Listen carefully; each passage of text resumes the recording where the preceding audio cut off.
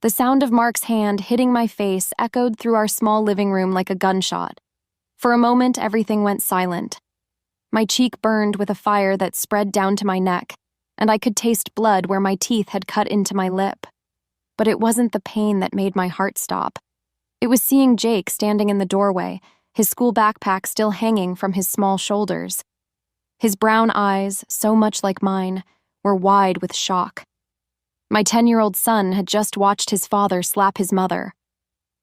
"Maya, you stupid girl." Linda's voice cut through the silence like a knife.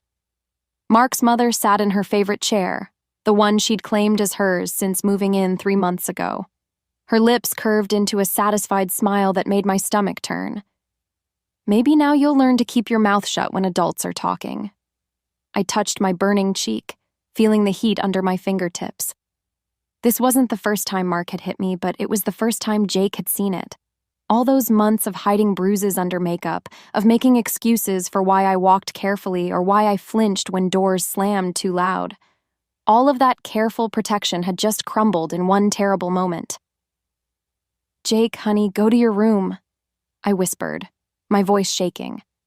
I didn't want him to see any more of this. I didn't want him to see his mother weak and broken. But Jake didn't move. He stood there, staring at his father with an expression I'd never seen before. It wasn't fear or sadness like I expected. It was something colder, something that made him look older than his 10 years. "Did you just hit my mom?" Jake's voice was quiet, but there was something in it that made everyone in the room turn to look at him. Mark straightened up, running his hand through his dark hair. "Jake, you don't understand. Your mother was being disrespectful to Grandma Linda. Sometimes grown-ups have to—" "You hit my mom," Jake said again, cutting his father off. His small hands were clenched into fists at his sides. Linda laughed, a harsh sound that made me want to cover my ears. "Oh, the little boy wants to play hero. How sweet. Maya, you've raised quite the dramatic child." I wanted to defend Jake, to tell Linda to leave my son alone, but my throat felt closed up. The taste of blood in my mouth reminded me of what happened when I spoke up, when I tried to protect myself or my son from their cruelty. "Jake, please just go to your room." I tried again, reaching toward him. "Everything's okay." But everything wasn't okay, and we all knew it. Jake looked at me with those wise eyes that had seen too much for a child his age. He'd been watching, I realized. He'd been seeing more than I thought I was hiding. "No, Mom," Jake said, his voice getting stronger. "Everything's not okay." Mark took a step toward Jake, and I saw my son's jaw tighten. "Boy, you better watch your tone with me. I'm your father." "Fathers don't hit mothers," Jake said simply. The words hung in the air like a challenge. Linda's smirk faltered for just a second before returning full force. Mark's face turned red, the same color it got when he'd been drinking. "You little—" Mark started, raising his hand again. But something in Jake's face stopped him. My son wasn't backing down. He wasn't crying or running away like most kids would. Instead, he was studying his father with a look that was almost calculating. "I'm going to my room now," Jake said quietly. "But I'm not forgetting this." He turned and walked away, his footsteps slow and deliberate on the wooden floor. I heard his bedroom door close with a soft click. Linda clapped her hands together, delighted. "Well, that was entertaining. Maya, you really need to teach that boy some respect." But I wasn't listening to Linda anymore. I was thinking about the look in Jake's eyes. It wasn't the look of a scared little boy. It was the look of someone making a plan. And somehow that scared me more than Mark's anger ever had. I remember the first time I met Mark like it was yesterday. I was 24, working at the same bakery where I still work now, and he came in every morning for coffee and a blueberry muffin. He had this smile that made my heart skip, and he always asked about my day like he really cared about the answer. "You're too pretty to be working so hard," he'd say, leaning against the counter while I packed his order. "Someone should be taking care of you." Back then, those words felt like a promise. Now I know they were a warning. Mark was different in those early days. He brought me flowers for no reason and held doors open for me. When we went out to dinner, he'd pull out my chair and tell me I was the most beautiful woman in the restaurant. I felt like a princess in a fairy tale, but fairy tales don't prepare you for meeting the dragon's mother. Linda made her feelings clear from our very first meeting. Mark had invited me to Sunday dinner at her house, and I spent hours picking out the perfect dress. I wanted so badly for his mother to like me. "So you work at a bakery," Linda said, looking me up and down like I was something stuck to her shoe. How quaint. She served dinner on her best china, but somehow I got the chipped plate. When I offered to help with dishes, she waved me away. "Oh no, dear. I'm sure you're tired from all that baking." The way she said baking made it sound like something dirty. Mark didn't notice, or maybe he chose not to. After dinner, he walked me to my car with his arm around my waist. "Mom's just protective," he said when I mentioned how cold she'd been. "She'll warm up to you?" 8 years later, I'm still waiting for that warmth. The changes in Mark started small, so small I almost missed them. First, he began commenting on my clothes. "That dress is a little tight, don't you think? You don't want people getting the wrong idea." Then it was my friends. "Why do you need to go out with the girls so much? Don't you want to spend time with me?" One by one, my friendships faded away. It was easier than fighting about them. Easier than explaining why I couldn't go to birthday parties or girls' nights anymore. After we got married, Linda's visits became more frequent. She'd show up unannounced and rearrange my kitchen cabinets. "This is how Mark likes things organized," she'd say, moving my dishes to shelves I couldn't reach without a step stool. When Jake was born, I thought things might get better. I thought becoming a grandmother would soften Linda's heart. Instead, it gave her new ammunition. "The baby's crying again," she'd tell Mark when she visited. "Maya must not be feeding him enough." "Jake's clothes are wrinkled. Doesn't Maya know how to iron?" "That child needs more discipline. Maya's too soft with him." Mark started repeating her criticisms. "Mom's right, Maya. You need to try harder." Try harder. Those 2 words became the soundtrack of my life. Try harder to keep the house clean. Try harder to make better dinners. Try harder to be the wife and mother they expected me to be. The first time Mark yelled at me, Jake was 3 years old. I'd burned dinner because Jake had fallen and scraped his knee, and I was busy cleaning his wound and kissing it better. "This is garbage," Mark shouted, throwing his plate in the sink so hard it cracked. "My mother never served my father burned food." I apologized and made him a sandwich, my hands shaking as I spread the peanut butter. Jake watched from his high chair, his little face serious and worried. That night, I called my sister in California. "I think I made a mistake," I whispered into the phone after Mark fell asleep. "Marriage is hard work," she said. "You just need to communicate better." So I tried harder. I always tried harder. The yelling became normal. The criticism became daily. And slowly, so slowly I didn't notice it happening, I began to believe that maybe they were right. Maybe I wasn't good enough. Maybe I did need to try harder. Maybe I deserved what was coming. Everything changed the day Mark lost his job. I was frosting cupcakes at the bakery when my phone buzzed with his text. "Got fired, don't ask questions." I knew better than to ask questions anyway. Mark didn't like explaining himself, especially when things went wrong, but I could feel the storm coming even before I got home that evening. He was sitting at the kitchen table with an empty beer bottle in front of him, staring at nothing. The silence in the house felt heavy, like the air before a tornado. "How was work?" I asked carefully, setting down my purse. "There is no work," he said without looking at me. "Thanks to some lies from jealous coworkers." I wanted to ask what happened, but the way his jaw was clenched told me to stay quiet. Instead, I started making dinner, moving around the kitchen as softly as possible. That's when Linda announced she was moving in. "It's just temporary," she said, standing in our doorway with 2 suitcases and a satisfied smile. "Until Mark gets back on his feet. A man needs his family during hard times." She moved into our spare room, the one I'd been hoping to turn into a craft space someday. Within a week, she'd taken over the entire house. "Maya, you're using too much detergent," she'd say, redoing the laundry I'd just finished. "No wonder our electric bill is so high." "Maya, Jake's lunch isn't nutritious enough. When I raised Mark, I made sure he had proper meals." "Maya, this house is a mess. How can Mark focus on finding work when he comes home to chaos?" Mark started drinking more. 1 beer became 3, then 5. He'd sit in his chair after dinner, getting angrier with each bottle. And Linda would sit across from him, feeding his anger like kindling to a fire.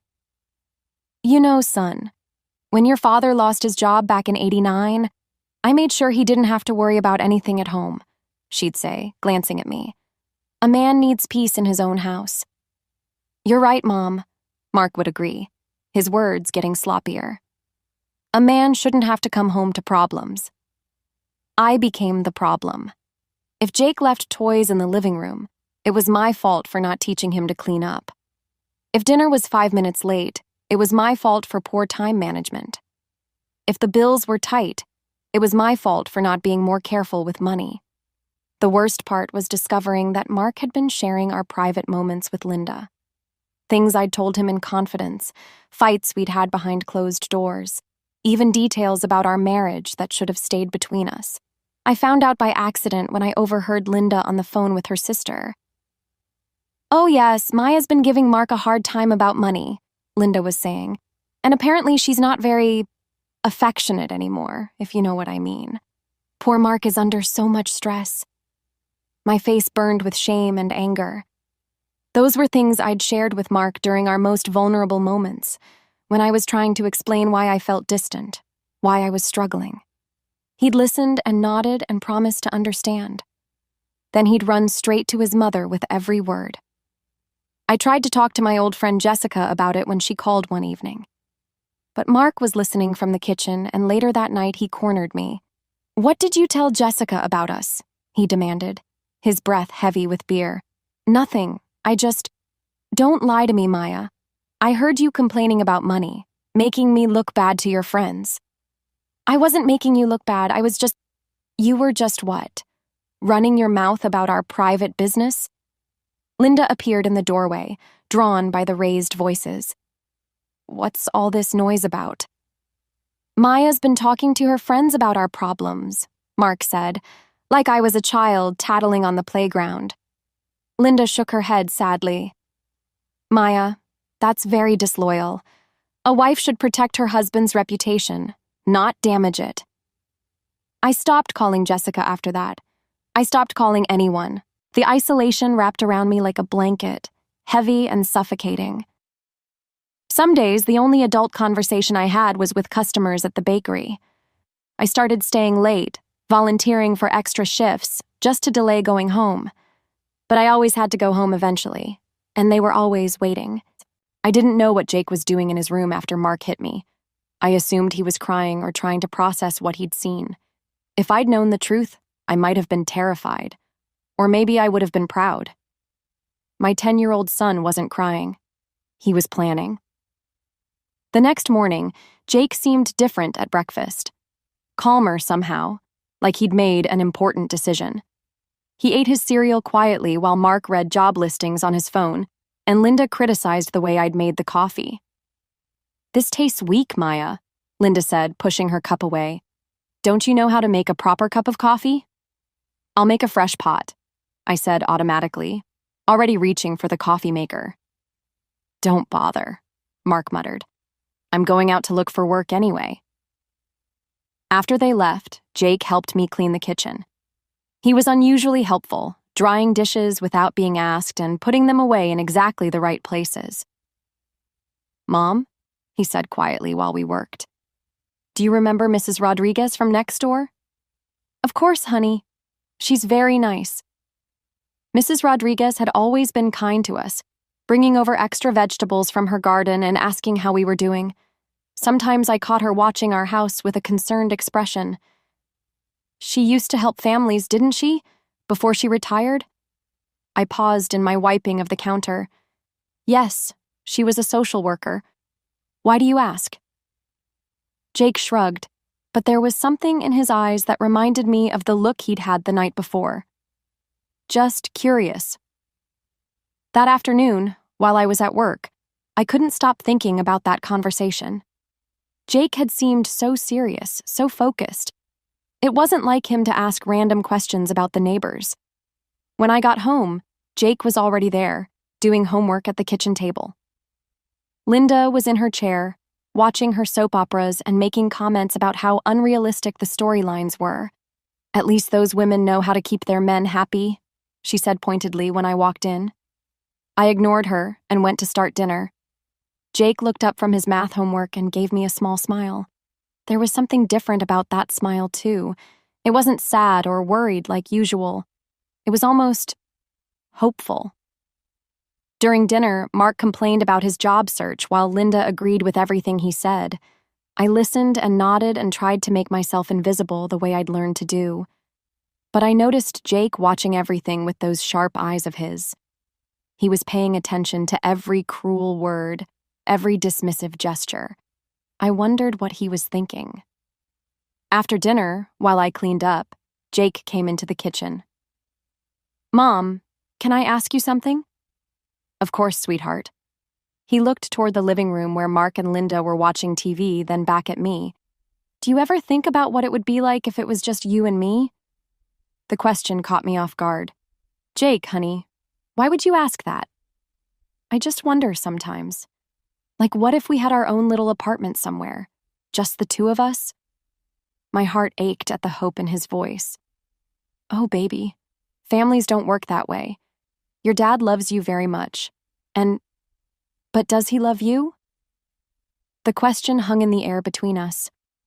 I opened my mouth to give him the answer I was supposed to give, the one about how relationships are complicated and adults sometimes disagree but still love each other.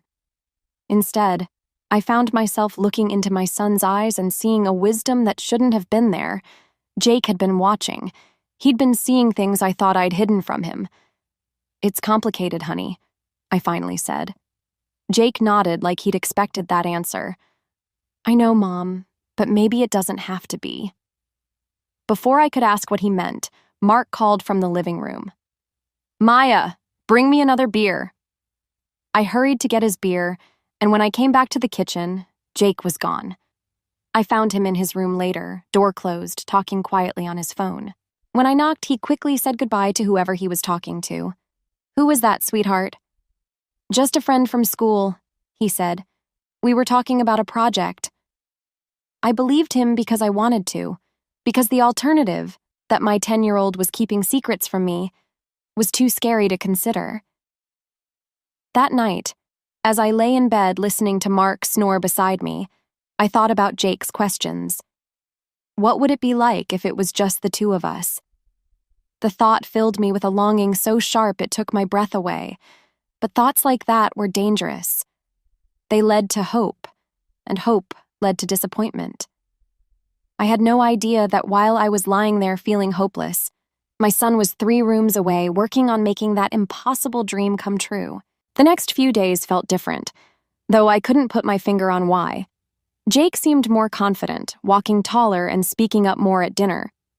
When Linda made her usual cutting remarks about my cooking or cleaning, I caught Jake watching her with an expression that made me uncomfortable.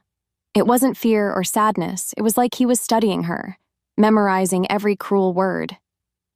"Jake, eat your vegetables," I said one evening, noticing he was staring at his grandmother instead of eating.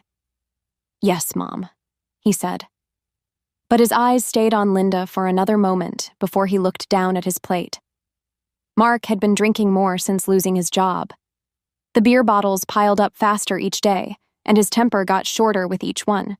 I found myself walking on eggshells constantly, trying to anticipate what might set him off. "Maya, this house is a disaster," Linda announced one afternoon when I got home from work. She was standing in the living room with her hands on her hips, surveying the space like a general inspecting troops.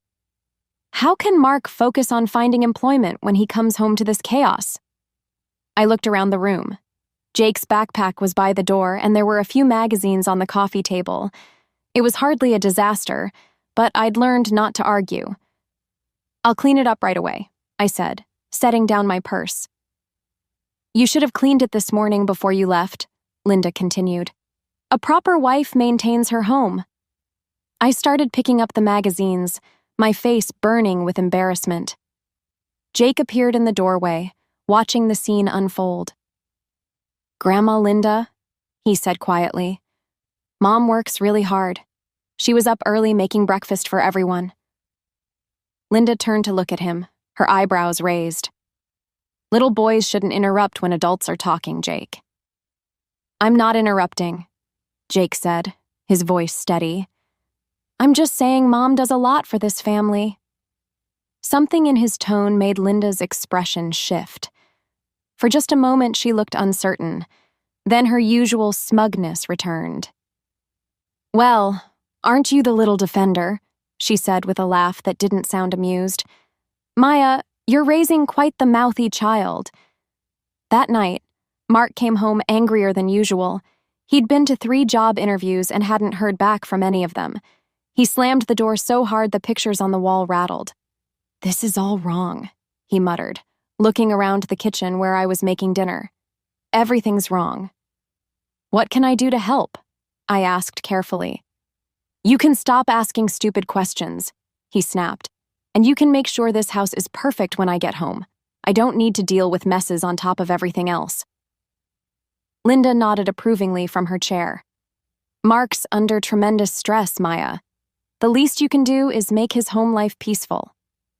I felt the familiar tightness in my chest, the feeling of being trapped with no way out. But then I noticed Jake standing in the hallway, and something about his expression calmed me. He looked confident, like he knew something I didn't. Over the next few days, I started noticing small things. Jake spent more time in his room with the door closed. He was on his phone more often, always ending calls quickly when I came near. And Mrs. Rodriguez seemed to be in her backyard more frequently, always waving when she saw me. "Mom," Jake said one evening while we were doing dishes together, "if someone was hurting you and you could make it stop, would you want to know how?" The question sent a chill down my spine. "Jake, honey, why would you ask something like that?" "Just wondering," he said, but his eyes were serious. "Sometimes people think they don't have choices, but maybe they do." Before I could respond, Mark called from the living room. "Maya, get in here!" I dried my hands quickly and hurried to see what he wanted. He was sitting in his chair with Linda beside him, both of them looking at me with expressions I didn't like. "We need to talk," Mark said, "about your attitude lately." "My attitude?" "You've been different," Linda added. "Distant, disrespectful. Mark deserves better from his wife." I felt my heart start to race. "I don't understand. I've been trying to—" "You've been trying to what?" Mark's voice was getting louder. "Because, from where I'm sitting, it looks like you think you're too good for this family." I could see Jake in the hallway again, watching. But this time, instead of looking scared, he looked ready.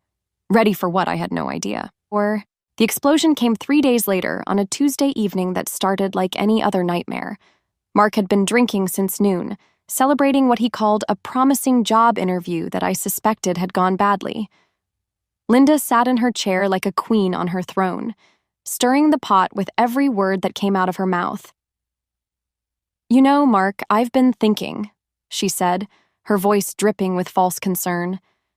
"Maya's been very disrespectful lately, very ungrateful for everything you provide." I was making dinner, trying to stay invisible, but I could feel the tension building like pressure in a kettle about to whistle. "You're right, Mom," Mark slurred, his words thick with beer. "I work my ass off for this family, and what do I get? Attitude." "I haven't given you any attitude," I said quietly, immediately regretting the words. Mark's head snapped up. "What did you just say?" My hands trembled as I stirred the pasta sauce. "Nothing, I just meant—" "No, you said something." Mark stood up, swaying slightly. "You contradicted me, in front of my mother." Linda's smile was sharp as a knife. See what I mean, son? No respect at all. Mark, please, I whispered.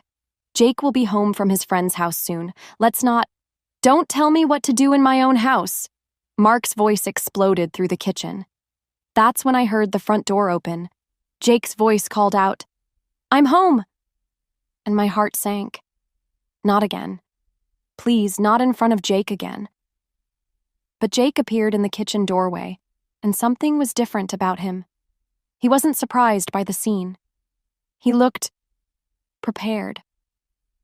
Maya thinks she can run this house, Mark continued, his voice getting louder. Thinks she can tell me what to do. That's not what I— Shut up, Mark roared, and his hand flew toward my face. But this time, I saw it coming. This time, I tried to duck. His palm caught me across the cheek anyway, harder than before.